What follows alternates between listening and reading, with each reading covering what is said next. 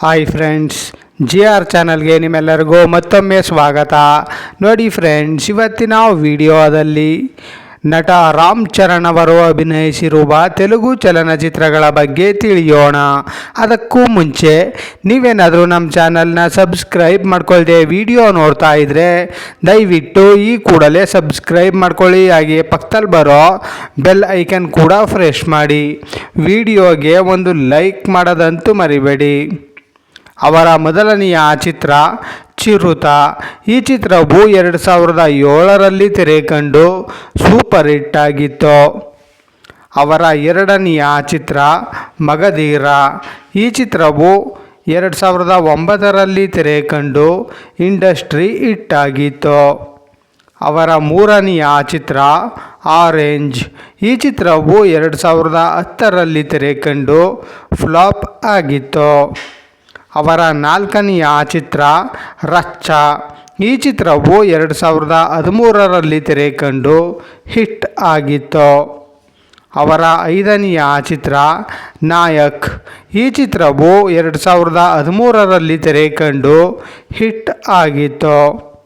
ಅವರ ಆರನೆಯ ಚಿತ್ರ ತೂಫಾನ್. ಈ ಚಿತ್ರವು 2013ರಲ್ಲಿ ತೆರೆಕಂಡು ಫ್ಲಾಪ್ ಆಗಿತ್ತು. ಅವರ ಏಳನೆಯ ಚಿತ್ರ ಯವುಡು.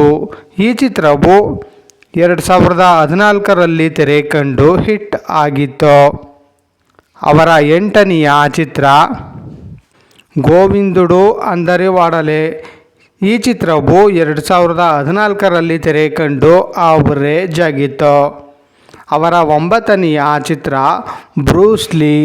ಈ ಚಿತ್ರವು 2015ರಲ್ಲಿ ತೆರೆಕಂಡು ಫ್ಲಾಪ್ ಆಗಿತ್ತು. ಅವರ ಹತ್ತನೆಯ ಚಿತ್ರ ಧ್ರುವ. ಈ ಚಿತ್ರವು 2016ರಲ್ಲಿ ತೆರೆಕಂಡು ಹಿಟ್ ಆಗಿತ್ತು. ಅವರ ಹನ್ನೊಂದನೆಯ ಚಿತ್ರ ರಂಗಸ್ಥಳಂ. ಈ ಚಿತ್ರವು 2018ರಲ್ಲಿ ತೆರೆಕಂಡು ಇಂಡಸ್ಟ್ರಿ ಹಿಟ್ ಆಗಿತ್ತು. ಅವರ ಹನ್ನೆರಡನೆಯ ಚಿತ್ರ ವಿನಯ ವಿಧೇಯ ರಾಮ. ಈ ಚಿತ್ರವು 2019ರಲ್ಲಿ ತೆರೆಕಂಡು ಫ್ಲಾಪ್ ಆಗಿತ್ತು. ಅವರ ಹದಿಮೂರನೆಯ ಚಿತ್ರ RRR. ಈ ಚಿತ್ರವು 2022ರಲ್ಲಿ ತೆರೆಕಂಡು ಬ್ಲಾಕ್ ಬಸ್ಟರ್ ಹಿಟ್ ಆಗಿತ್ತು. ಅವರ ಹದಿನಾಲ್ಕನೆಯ ಚಿತ್ರ ಆಚಾರ್ಯ. ಈ ಚಿತ್ರವು 2022ರಲ್ಲಿ ತೆರೆಕಂಡು ಫ್ಲಾಪ್ ಆಗಿತ್ತು. ಅವರ ಹದಿನೈದನೆಯ ಚಿತ್ರ ಗೇಮ್ ಚೇಂಜರ್. ಈ ಚಿತ್ರವು 2025ರಲ್ಲಿ ತೆರೆಕಂಡು ಫ್ಲಾಪ್ ಆಗಿತ್ತು. ಅವರ ಹದಿನಾರನೆಯ ಚಿತ್ರ ಪೆದ್ದಿ. ಈ ಚಿತ್ರವು 2026ರಲ್ಲಿ ತೆರೆಕಂಡು ಬ್ಲಾಕ್ ಬಸ್ಟರ್ ಹಿಟ್ ಆಗಿತ್ತು. ನೋಡಿದ್ರಲ್ಲ ಫ್ರೆಂಡ್ಸ್, ನಟ ರಾಮ್ ಚರಣ್ ಅಭಿನಯಿಸಿರುವ ತೆಲುಗು ಚಲನಚಿತ್ರಗಳ ಬಗ್ಗೆ ತಿಳ್ಕೊಂಡ್ರಲ್ಲ. ಈ ವಿಡಿಯೋ ಇಷ್ಟ ಆದಲ್ಲಿ ಲೈಕ್ ಮಾಡಿ, ಶೇರ್ ಮಾಡಿ, ಕಮೆಂಟ್ ಮಾಡಿ.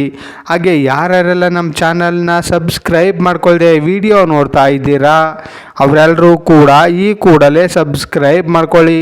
ಹಾಗೆ ಪಕ್ಕದಲ್ಲಿ ಬರೋ ಬೆಲ್ ಐಕನ್ ಕೂಡ ಪ್ರೆಸ್ ಮಾಡಿ. ವಿಡಿಯೋ ನೋಡಿದ್ದಕ್ಕೆ ಧನ್ಯವಾದಗಳು.